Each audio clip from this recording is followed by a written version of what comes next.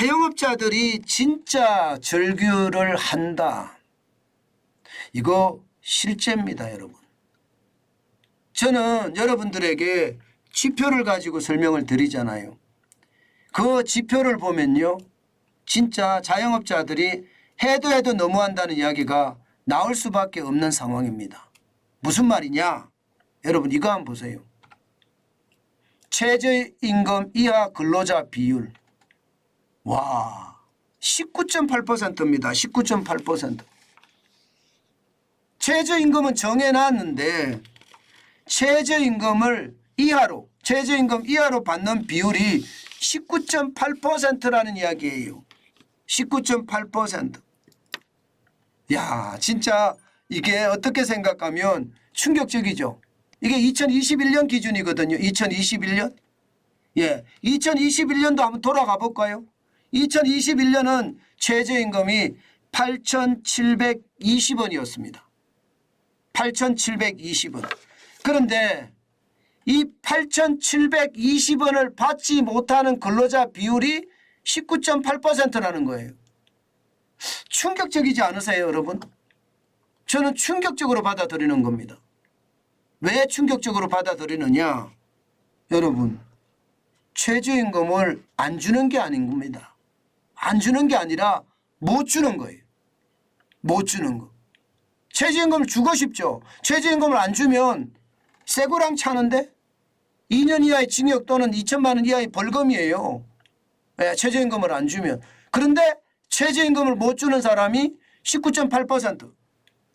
2021년 기준이 그렇습니다. 2021년 기준이. 그러면 2022년은요? 2023년은요? 내년은 어떻게 될까요? 내년은. 이게 저는 충격적이라고 생각합니다. 예, 이게 다른 나라하고 한번 비교해 볼까요? 다른 나라하고 비교해 보면 놀라울 정도입니다. 일본은요, 최저임금 이하 근로자 비율이 2%밖에 안 됩니다. 독일은 4.8%고요. 영국은 5.9%입니다. 예, 이 노동자의 천국이라고 이야기하는 프랑스도요, 12%. 노동자의 천국이라고 이야기하는 프랑스 말입니다. 12%예요. 대한민국 19.8%예요. 이거 어떡할 겁니까? 최저임금을 주고 싶어도 못 주는 사람이 이렇게 많다는 거예요. 나는 감옥 가도 괜찮아. 내가 줄 수 있는 건 이거밖에 안 돼. 이런다는 이야기잖아요. 제가 여러분들에게 그런 말씀을 드렸어요. 자영업자들은 잠재적 범죄자다. 그런 말씀을 드렸는데 실제로 자영업자 5명 중에 1명은 잠재적 범죄자가 아니라 범죄자라는 거예요. 범죄자. 이것은요, 법이 잘못된 거잖아요. 시장이 따라가지 못하는 법을 만들어 놓은 거예요. 아니, IQ가 100밖에 안 되는데, 예, 100밖에 안 되는 IQ 그 학생한테다가, 예, 이게 뭐 아주 고차원 150 IQ가 풀지도 못하는 문제를 주고 풀으라고 강요하는 거나 다름없거든요.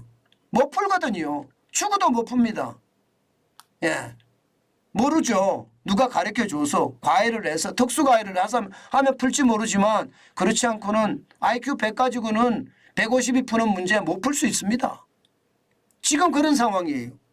지금 말입니다. 최저임금은 끝간대로 올려놨어요. 이게 기준이 말입니다. 노조가 세니까 어이샤 하면서 올리는 거예요. 게다가 문재인 정부 때 노조의 어떤 어이샤를 발맞춰 줬잖아요. 그러니까 2018년에는 예, 보시는 것처럼 16.4%가 올라갔잖아요. 2018년에. 16.4%가 올라가 2019년 10.9% 올라갔습니다. 그러니까 2021년 오니까 19.8%가 나 최저임금 못 줘. 그래도 일할래? 이렇게 생각하는 사람이 되는 거죠. 그 정도로 말입니다. 지금 무리하게 올렸다는 거예요. 무리하게. 대한민국에 실제 경영을 하는 것은요, 대통령이 아니라 노조라는 생각이 저는 들어요. 왜냐하면 지금도 말입니다. 보세요. 예, 노동계 지금 4차례 접촉했나요? 이제 14.8%로 내렸습니다. 예, 11,040원으로 내렸어요. 경영계는요 1.4%로 올렸습니다. 9,755원까지 올라갔습니다. 저는 경영계가 이거 올리는 것도 이거 잘못됐다고 생각합니다. 솔직히. 자영업자들 다 죽는다니까요. 최저임금 미만율이 19.8%까지 갔어요. 새 거랑 차도 상관없다. 그렇게 생각하면서 사람들을 지금 이야기하고 있는 거예요. 그런데 올리고 있으니 이게 경영계가 올리면 여러분 적어도 3%만 올라가면 최저임금 10,000원 시대 됩니다. 10,000원. 버텨낼까요? 못 버텨냅니다. 못 버텨내요. 지금 여러분 제가 앞서 말씀드린 대로 근로자들의 천국이라는 프랑스보다도 지금 지난 5년간 따져보면요. 엄청나게 올렸어요. 프랑스는 7.4% 올렸는데 대한민국은 41.6% 올렸습니다. 우리가 G7이라고 이야기하잖아요. G7 들어갈 수도 있다 하잖아요.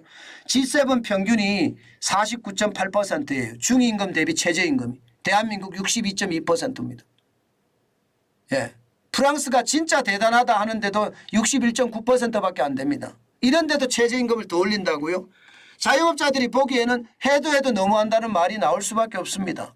저는 자영업자분들의 어떤 상황을 대변하고 있으니까 자영업자를 대변하는 게 정환진이잖아요. 정환진이가 실제 지표를 찾아보니까 그런 거예요. 최악의 상황이 되는 겁니다.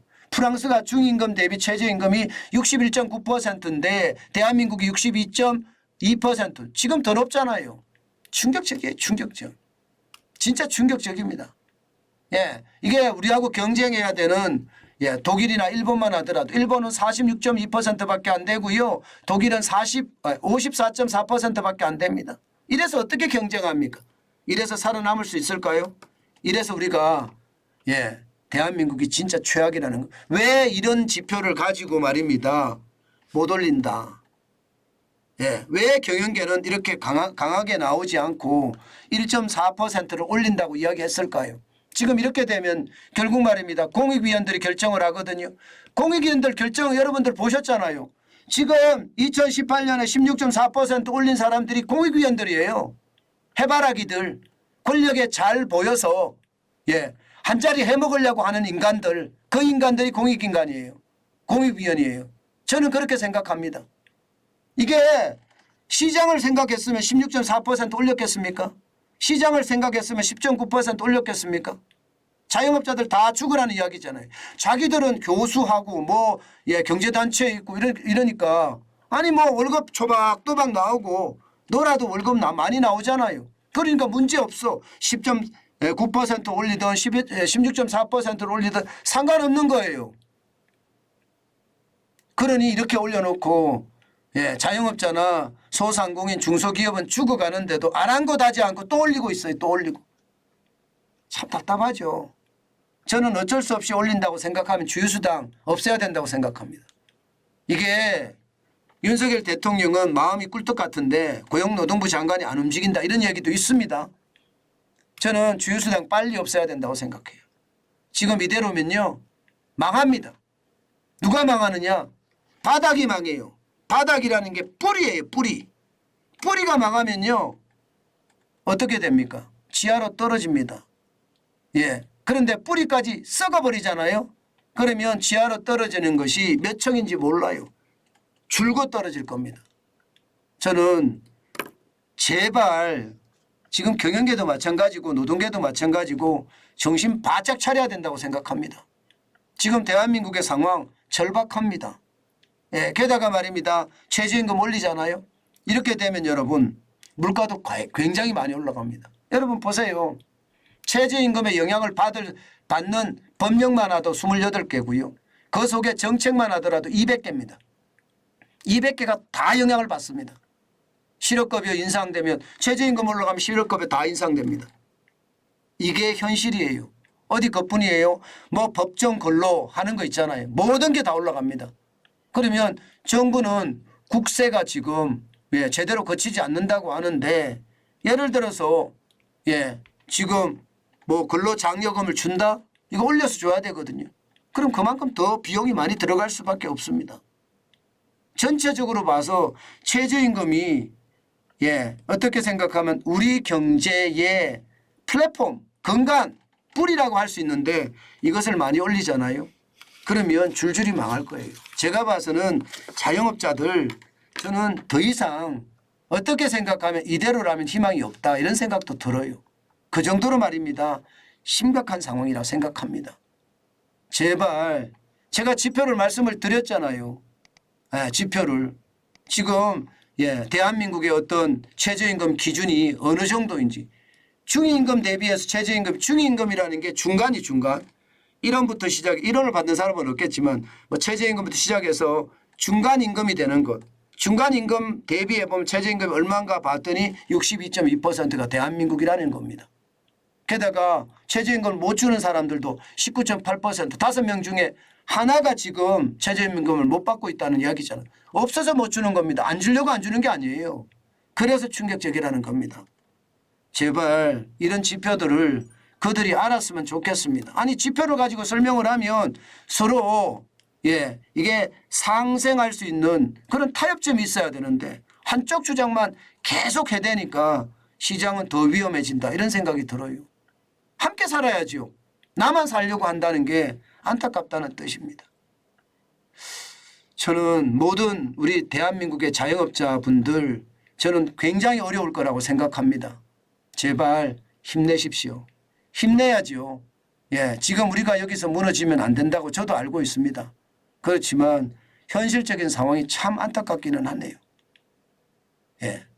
그래도 파이팅 하자고.